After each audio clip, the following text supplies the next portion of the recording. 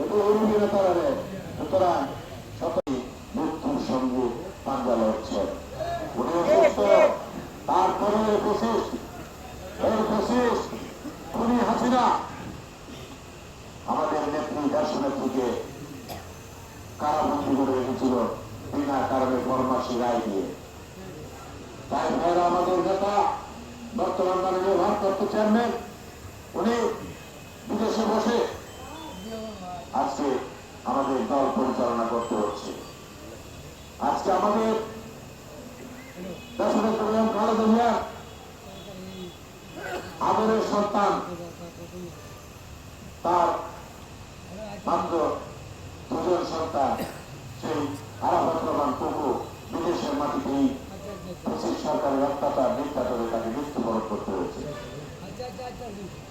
তাই ভাইরা গতকালকে আমরা আমাদের মাননীয় ভারপ্রাপ্ত চেয়ারম্যান জনাব তারেক রহমান সাহেবের সঙ্গে আমাদের মত বিনিময় হয়েছে। সেখানে উনি স্পষ্টভাবে উল্লেখ করে দিয়েছেন, স্পষ্টভাবে বলে দিয়েছেন যে সন্ত্রাসীর কোন দল নাই। সন্ত্রাসী আজকে যারা করতেছে তাদেরকে আমরা সবাই চিনি, সবাই জানি। আজকে যারা করতেছেন আমরা যদি মনে করি, ইচ্ছা করি, আমরা কিন্তু আপনাদের যে কোনো সময় প্রতিহত করতে পারি। এবং আজকের পর থেকে এই ধরনের কর্মকাণ্ডের সঙ্গে যারা লিপ্ত আছেন থাকবেন তাদেরকে আমি উপস্থিত থেকে ছাত্র জনতা এবং আমাদের নেতা কর্মীদের নিয়ে তাদেরকে প্রতিহত করা। আজকে আপনারা বেশি সাহস হয়ে গেছেন।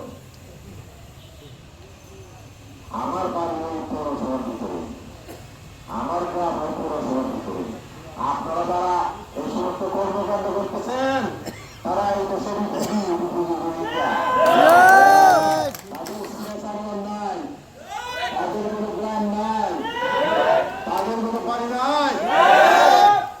বাহাদুরি কম করবেন,